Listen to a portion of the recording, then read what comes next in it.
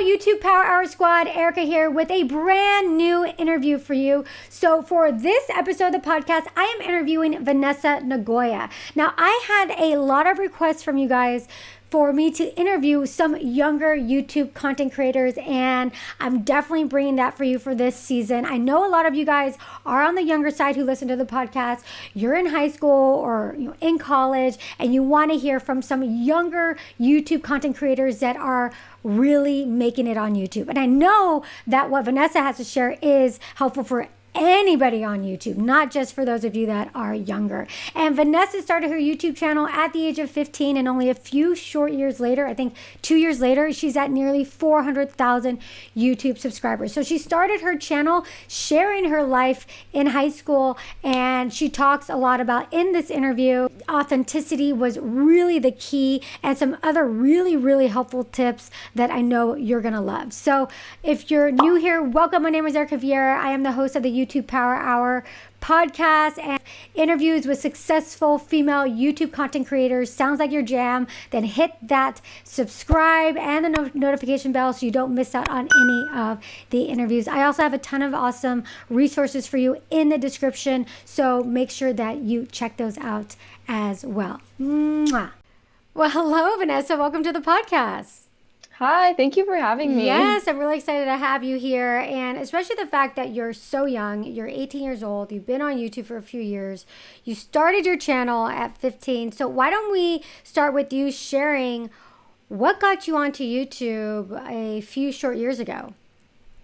I've always loved watching YouTube videos growing up. I watched like all the beauty gurus, everything.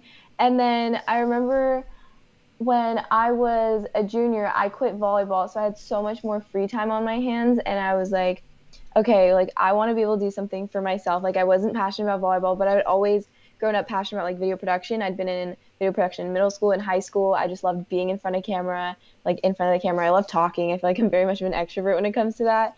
So I decided just to film my first video, and I remember I'd always been scared about what other people thought, but I wanted to like look back on the last years of my high school and think of like, what did I do for myself in high school that would kind of carry out after? Like, did I do what I actually wanted to do and like follow that? So you got onto YouTube, and what was your first video? What were you thinking you were going to actually create content about? I remember I used to watch like a lot of what I eat in a day videos and a lot of clothing haul videos. Those were like the top two videos I used to watch. So those were the top like two videos I made. I think my first ever video though was actually just like a random vlog that I filmed on my mom's iPhone, because at that time like Emma Chamberlain was very much like running YouTube. Everyone was very inspired by her. So it was just like a random vlog like that, very much inspired by Emma Chamberlain. Yeah. So you didn't really have like a general idea of exactly like, oh, I'm going to talk about this or that. It was just like, I'm just going to share about my life. Yeah, I never even figured out, like, I don't even really know if I still have a certain like niche or genre that I follow. I suppose kind of whatever I want to. Yeah, I think that's really interesting, because I find that with really young people like yourself, I don't think the same rules apply in a lot of ways when it comes to selecting a niche, because I see really like people that are young, like your age, be very successful on YouTube by basically being really authentic and being themselves. Yeah, I definitely think that was something that just became a thing on YouTube like in the past few years. It used to be very much like curated and very much like there's a right and wrong, I feel like, to like a key to blowing up. People were like, oh, you have to do this, you have to do that. But in reality, you just have to like be yourself and be like a person that people can see and relate to, I feel like. Yeah, so then when you uploaded your first couple videos, I'm assuming, being so young, you said 15, did you see it more just like a fun outlet, or what was your approach at that time? Definitely. I was really into like the creative aspect of it, thinking like, oh, I can do pretty much anything I want to. Like there can be the same concept, but I could do it a completely different way that someone else could do it.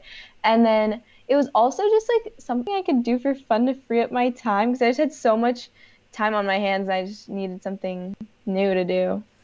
Yeah. So then how did you decide on what types of videos to create? Pretty much just whatever I thought of. I'd be like, oh, I'm doing this day. Like maybe I should film going thrifting with my friends because it's something I'm doing. Because for me, YouTube isn't something that, like, there are definitely videos that I film and it's not like just documenting it. But my favorite types of videos are when I just it doesn't feel like it's like I'm filming. Like I feel like I'm just documenting a part of my life and I get to look back on that. So like first day of school, like I want to remember my first day of school. And there's obviously things that just slip your mind, but like rewatching my old vlogs, I think like, wow, I forgot that happened. It's kind of cool. So like I got to capture it. Yeah, so for you, and especially for people that are your age, like in high school, I think there are a lot of really cool milestones and things that happen that you can document that I do think other kids your age are actually interested in seeing and learning about.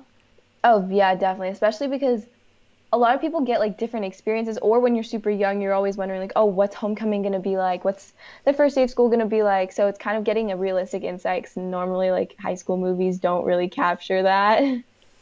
Yeah, definitely. And so then at what point did you feel like, oh, wow, my channel's actually a thing? Like this is something that I can do. It's not just a little hobby. Honestly, I can't pinpoint an exact moment. I just remember when I think also maybe when brands started to reach out to me, I realized I was like, oh wow, I think people could find this as like a bigger thing than just me, myself, in my room. Like I'm actually reaching more people than I thought, and I have more of an impact than I thought I had. Yeah, no, definitely. And how many subscribers were you at? I think maybe like less than 10,000 is when I first got reached out to. Oh, wow. That's Yeah. great. And then from there, then I mean, you obviously had to have seen some milestones or tipping point because wait, you've been on YouTube for 2 years, A little over 2 years a now, little over yeah. 2 years, and I've grown to nearly 400,000 subscribers, which is really, really great growth. Was there any particular videos in general that maybe contributed to that, or something that you think contributed to that fast growth? I would say there's definitely been like a handful of videos that have reached more views than I expected, and that's when like you get a lot of new supporters coming in. I would say my first ever video that I wouldn't say like blew up, but a lot of people tell me like, "Oh, that's the one video I've seen of yours," is my what high school guys actually look for in girls. And I went around school like asking my guy friends like, "Oh, what do you actually look for in girls?" And at that time, I think I had like maybe 2,000 subscribers or something, and that video now has over a million, maybe 1.4 million views, something like that. So that video definitely got me a lot of like people looking at my channel. And then I would say after that, I had one where I dressed, I think my best friend controlled my outfits for an entire week. And that video was super fun to film. I did not expect it to get anywhere like as many views as it did, but now it's, I think, over 300,000. But at that time, like my normal or something, like what I was used to getting from just uploading was like maybe 1,000 views. So those were just mind blowing, and they still are. Yeah, that's awesome. And then, so how long does it take you on average to create one of those videos? Because I noticed that your videos are very much vlog style. It's not just you sitting in front of a camera. You're really going out there, showing your life, interviewing your friends, Yeah. incorporating them. So how long on average does it take you to create one of your videos? Honestly, it really depends. For something like that where I'm going out and then like over a span of a week, it could take up to like 4 hours. I know my Omegle videos take like 6-ish hours just to film because there's so many things you like people that you have to go through to find like good people on Omegle. What, your web videos? My Omegle videos, I do like videos called Finding a Boyfriend on Omegle. So I Okay. have to like really sit through and really like get genuine people, which could be difficult. But then I would say editing some of these videos, they could take like a try on haul could definitely be half the time of a normal video. So a normal video would probably take me about 10 hours. Okay, of editing. Yes. So you're saying like 4 to 6 hours of filming, depending on the topic, Yes. and then about 10 hours of editing. And But if then, it's a yeah. simple video, it could be like a try on haul could take me half an hour. So Yeah. it honestly ranges. Yeah, yeah. So how many videos a week are you doing? Right now, I'm doing about 2 to 3 a week.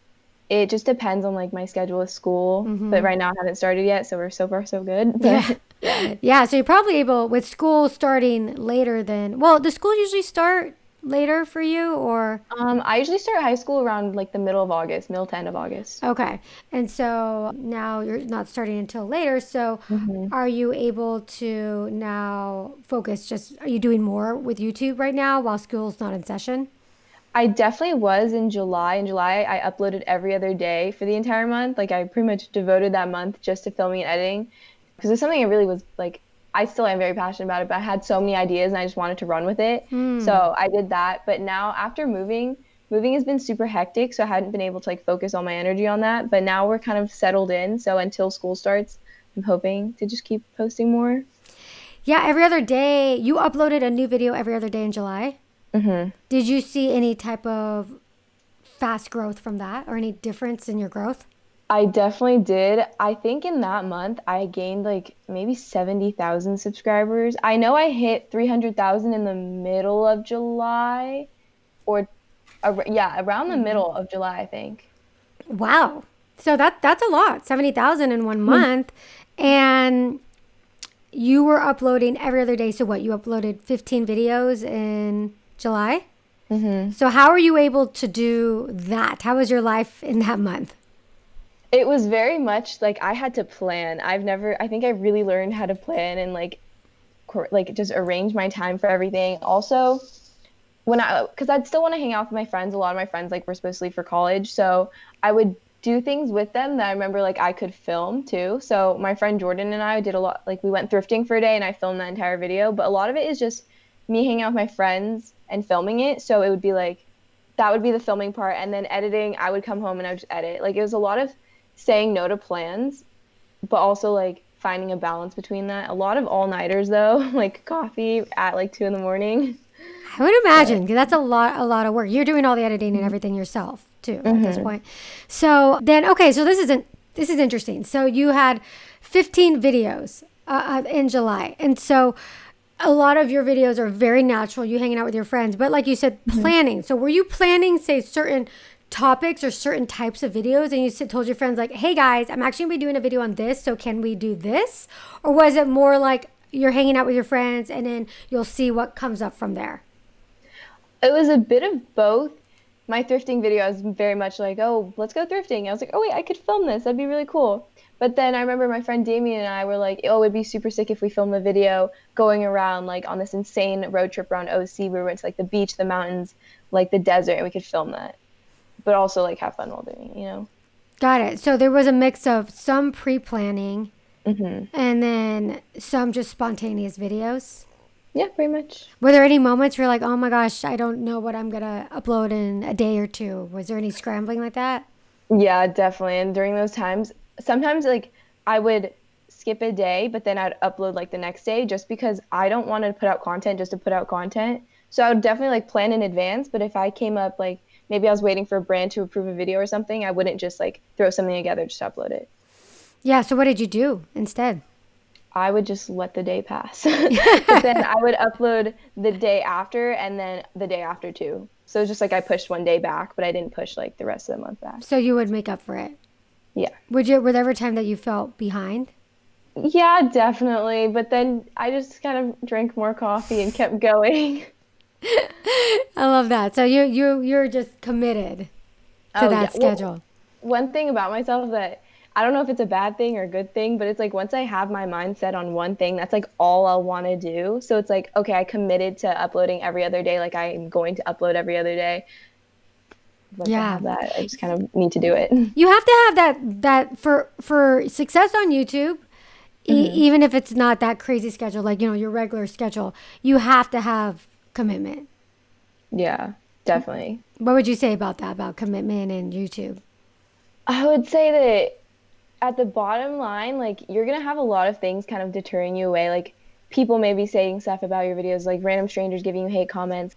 You might have like ups and downs, like getting burned out and stuff. But at the end of the day, it's like maybe less your commitment, but more your like passion for making videos. Like at the end of the day, if you still have that passion for making videos, you will always have that. And like that's what I look back to. Like even though I'm tired and stuff, I remember it wasn't like, oh, I have to stay awake to like edit this video, I have to do this. It was like I had so many visions of like how I wanted to edit the videos going on in my brain. So I would be so tired, but I would want to just get right into editing just because I couldn't go to bed unless I like got it done, because I was just super, super excited about what I could do with each video. I love that. I think that's great. I think that's so evident with your videos, and that's also evident with many YouTube creators that are passionate about what they do. It's like they're so passionate. They had, like you said, you can't even sleep. You're like, I'm exhausted, but I can't sleep because this is like coursing through my veins, and I just got to get it out. I got to do it. Exactly. That's all. And that's a great outlet for you being so young. Like you said, you got into it because you weren't doing volleyball anymore. Mm-hmm. And now you needed somewhere to kind of put your time. Yeah. That's awesome. Found it with YouTube. Yeah. So what would you tell somebody who is maybe looking at you and they watch your channel and they're like, oh my God, I love Vanessa. And maybe she's young, like 14 or 13 or 15. And she's like, oh my gosh, like I want to do that, but I'm afraid of this. I'm afraid of that. I'm afraid of this. I'm afraid of haters. I'm afraid nobody's going to watch. I'm afraid I have nothing to talk about. What would you tell somebody who wants to do YouTube, but maybe they do have that fear? I think if it's something you want to do, I know it's like hard to just do it, but honestly, like I would just say film your first video, just like get comfortable filming. You don't even have to upload them, but just start like creating videos, and then maybe the more you'll talk to a camera, the more comfortable you'll get. And I remember I didn't even tell any of my friends I started a YouTube channel. I just kind of made a channel and then I uploaded my video and then I just posted it on Instagram. I was like, oh guys, like I started a YouTube channel, because if people are going to find it eventually, hopefully I'll be the one to let them know. I don't want people like look up my name and be like, oh my gosh, spreading stuff, like, because that's something I'm proud of. And I feel like it's a lot of how you feel about your own channel that people will see. If you're scared and you don't want people to find it, then people are going to find it. And then it's not going to be the same as if you were super confident about what you're making. Like if you're confident about putting yourself out there and like making your own channel and doing this for yourself, especially if it's something that you love, it's like a passion, then other people will see like, oh, wow, that's so cool. She's super confident about going about a YouTube channel. I wish I could do that. Because in reality, almost everyone wishes probably that they could put themselves out on the internet. Like I've gotten a lot of DMs wishing, like, of people telling me they wish that they could make a YouTube channel. And it's like, for me, it was definitely hard in high school. I definitely had my ups and downs with it, with classmates and stuff. But I compared it to like a hobby that everyone has. Like maybe your hobby might be painting, your hobby might be playing the guitar. The only difference is that my hobby is like put on the internet.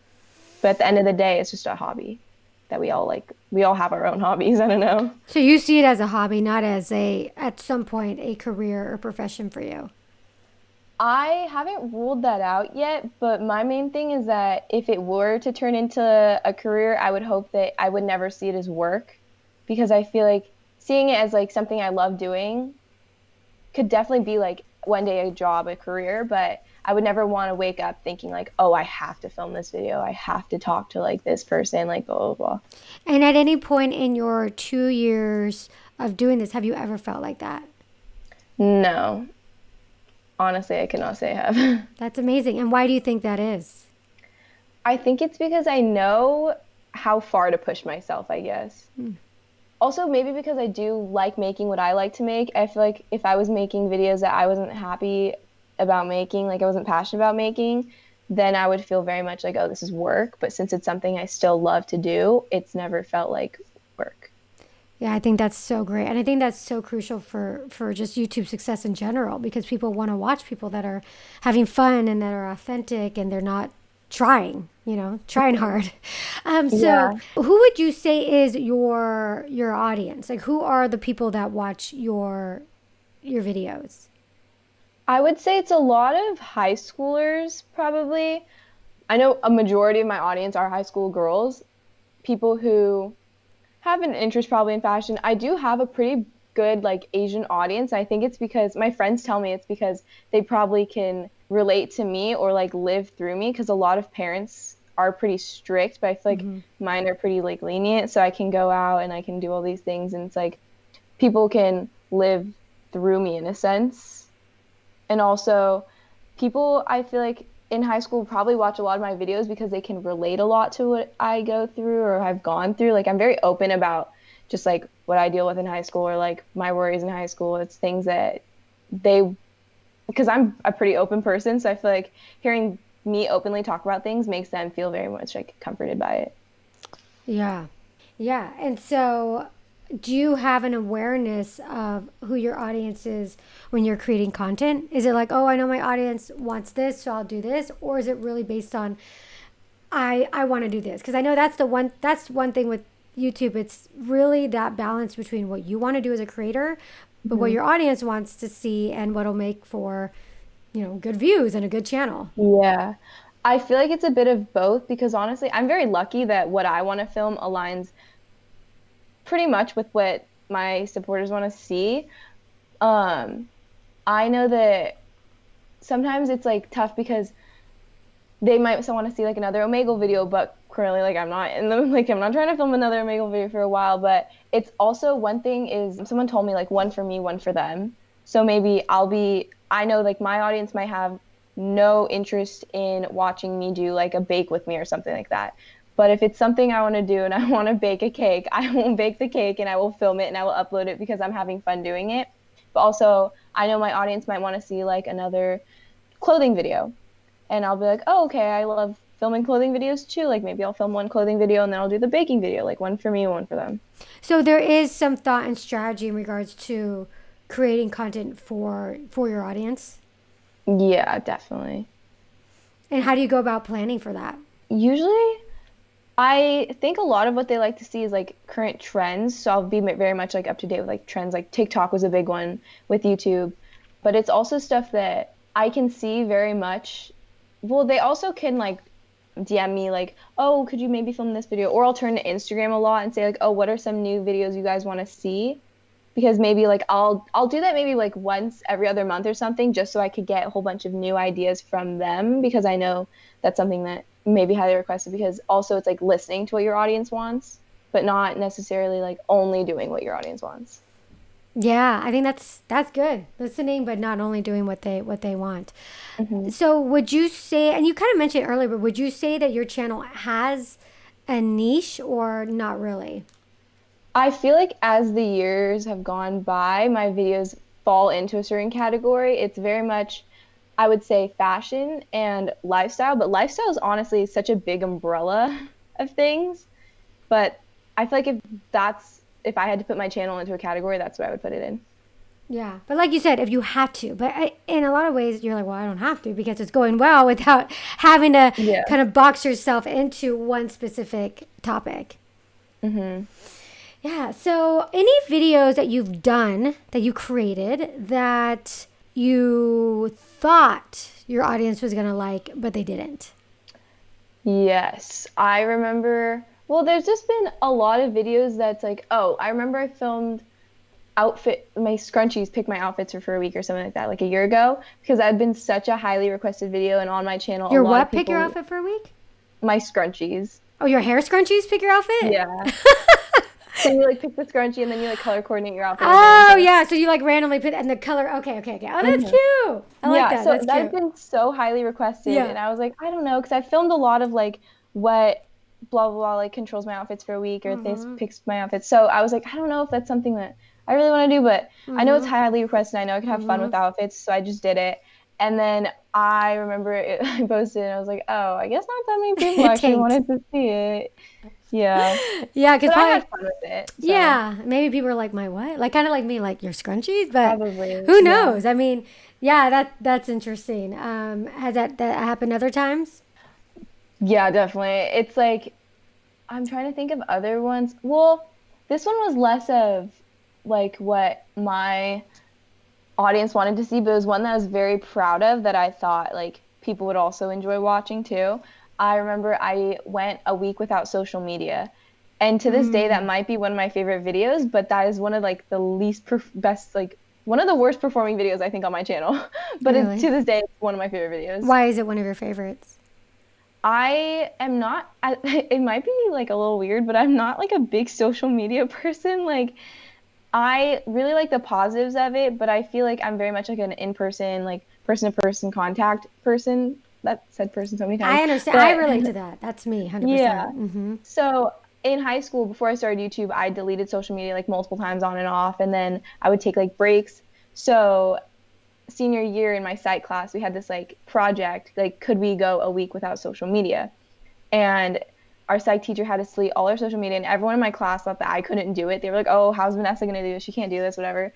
So I just deleted all of them. And that week, I feel like I saw more to life than just my phone. And instead of texting people or Snapchatting people, I was hanging out with them, getting lunch with them, and doing these really cool things. And it was like having conversations with people, like long conversations, and no one ever looked down at their phone because there's nothing to even look at. Wow. But I feel like that documented a really fun week of my life, and that's why I really like that video. It's awesome. Good for that psych teacher. That's a great assignment. Yeah, it was amazing. That's great. I feel like I can ask you a million questions about that. Like, how did the kids like that? How did everybody else? But that's a totally different topic. But I always find that fascinating too. Just putting down social media. I'm the same way. Yeah. I love in person so much. So let's talk a little bit about that, because we talked a little offline about the fact that you're going to be starting school, but school now, college, is going to be virtual. Is this your first year in college or your second? Yes, this is my first year. Your first year. So in a normal year, you'd have so much content to talk about, right? Yeah. Moving in, your first day of classes.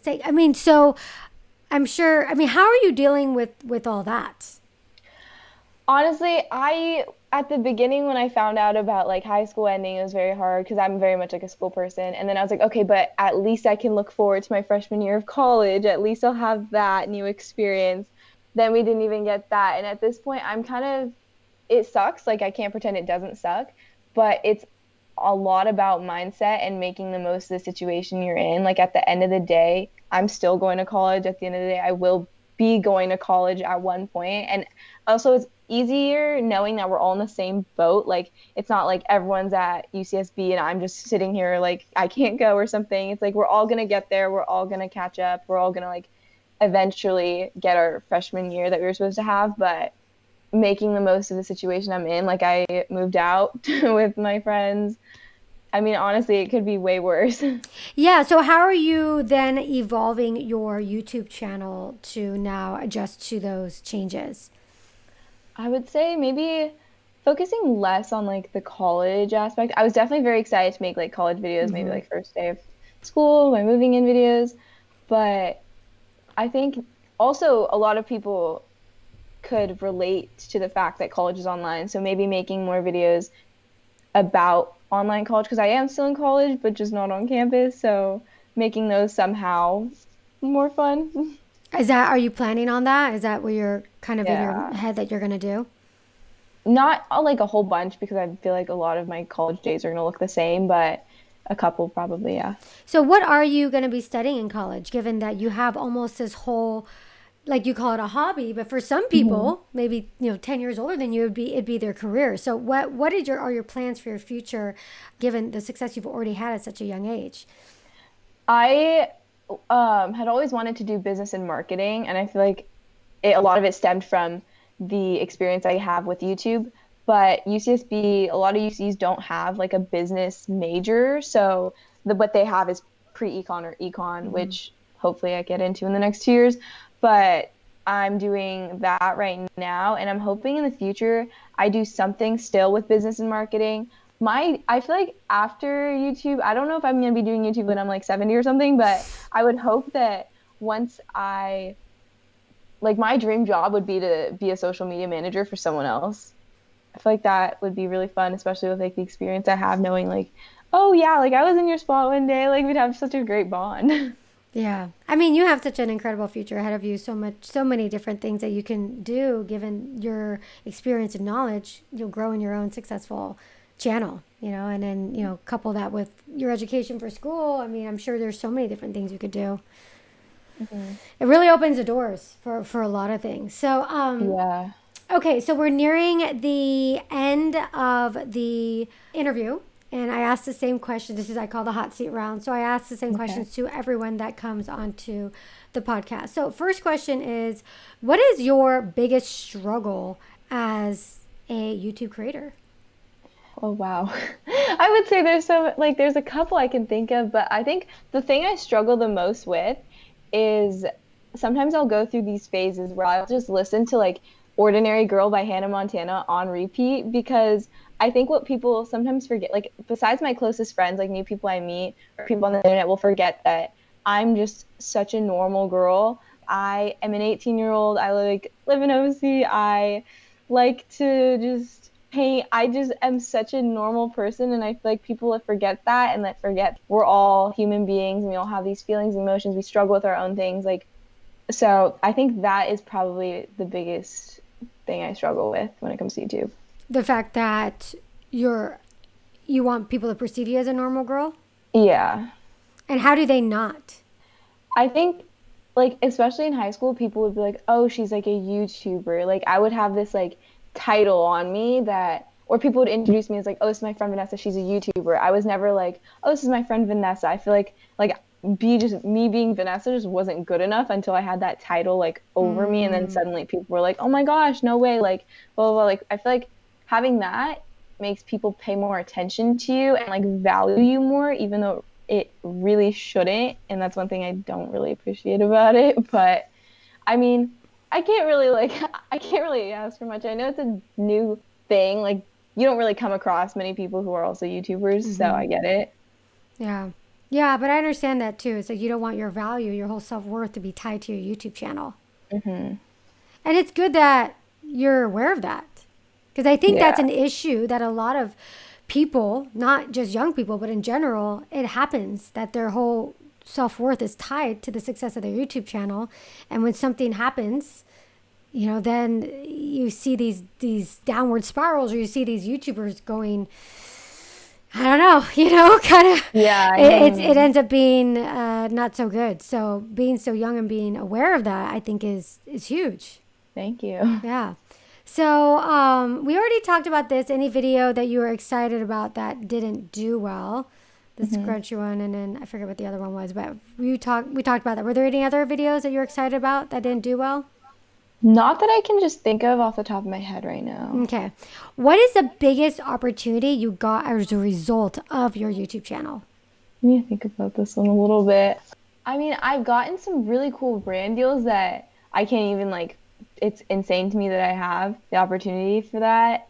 Um, I honestly have no idea. Like, maybe for me, I don't know if this is like a big opportunity, but for me, it was going to Playlist Live as like a creator and getting to speak at panels. Because I remember I used to go to VidCon all the time, and I would look at like my favorite YouTubers sitting up there, like just talking about or being in the position that I was now in, and it was crazy and mind blowing to me. And I got to meet a whole bunch of like really cool people, so I think that was a super cool opportunity. Yeah, that's a huge honor. And for you, like you said, being somebody who likes to be engaging with people in person, Hmm. those events are so much fun. Definitely Yeah. missing them this year. Uh-huh. I was so excited for VidCon. I know. I love all those events. What is your superpower that you think has led to your success? I would say probably the fact that I am so open. I know that one of my first videos I uploaded was me just sitting in front of my camera. The fact that like talking to my camera was kind of like therapeutic for me. It wasn't like I was filming a video. It was like I was sitting down and all these thoughts I had in my mind that I couldn't put into words, I somehow was able to just sitting in front of my camera knowing that it felt like I was just talking to me on the other side. And I think one of the first videos I uploaded on my channel doing that was talking about my past with an eating disorder.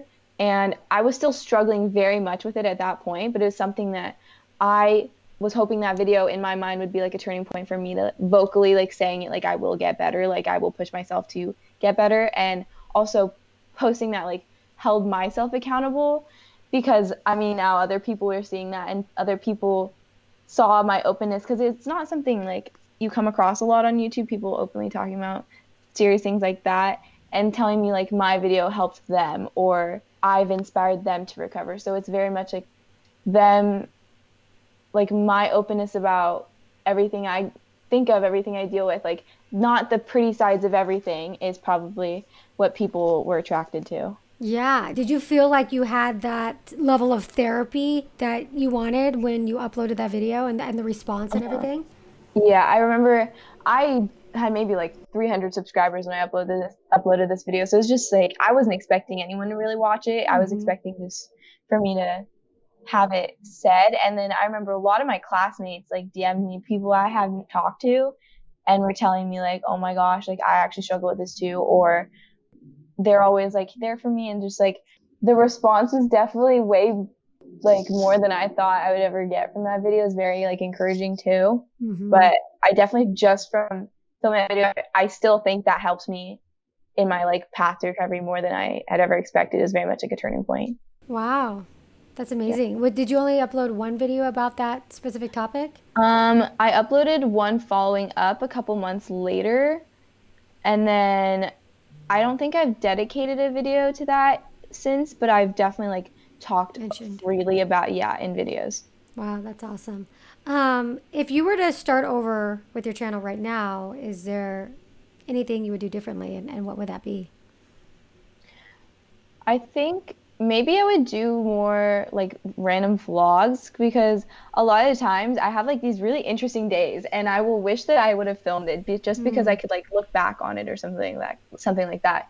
So probably a lot more just like day in my lives, but I wouldn't have to title it like day in my life. I could just title it like what the vlog consists of. Yeah, yeah. And what you kind of mentioned it earlier. I don't know if there's anything else, but what is number one piece of advice that you would tell somebody who is wanting to start a YouTube channel? I would say just create. That's like the bottom line. You don't have to have like, it doesn't have to be quote unquote good enough. Like as long as you're proud of it and as long as you're happy with it and you think it showcases who you really are, people can really see like genuineness on YouTube. I think that's very easy for me to pick up when I'm watching someone at least. And people will gravitate towards you if you're very real and you are just you and you're not pretending to be someone else. And I think when I started my YouTube channel, I was very worried about like, oh, is this video good enough? Is this gonna be in my niche? Like whatever, like I'm trying to go maybe just full fashion or whatever. And like I would think of a video idea, but I was like, oh, this wouldn't fit in this. But just honestly, just create. Like that's the best you can do. Any step, no matter how small, as long as it's a step in the right direction, like you're gonna move. Yeah. Especially if you're watching this and you're young, you're Vanessa's age or younger or in high school. It's like just those steps forward. Every single video you create, you're getting better. You're getting better at being in front of the camera, being more authentic, understanding what people want, your editing, all those, the technology, every single, like you said, Vanessa, that was really well put. Just, it's a step forward in that direction. Exactly. That's awesome. Well, Vanessa, thank you so much for coming on to the podcast and sharing your story. And for our listeners and viewers, if they are not familiar with you and your channel, where can they find you and check you out? So my YouTube is Vanessa Nagoya. Vanessa, I don't know, should I spell it? You can. I'll have it all in the links in the description below as well. So people Okay. can find it that way. And then same thing on Instagram. Those are mainly the two social media platforms I'm on. And TikTok. TikTok is like my private account though. I kind of just post whatever I want on there. I mean, I'm public on there, but it's just like, don't expect high quality content from me on TikTok if you go find me on there. Awesome. Well, Vanessa, thank you so much. Thank you for having me. Bye. Bye.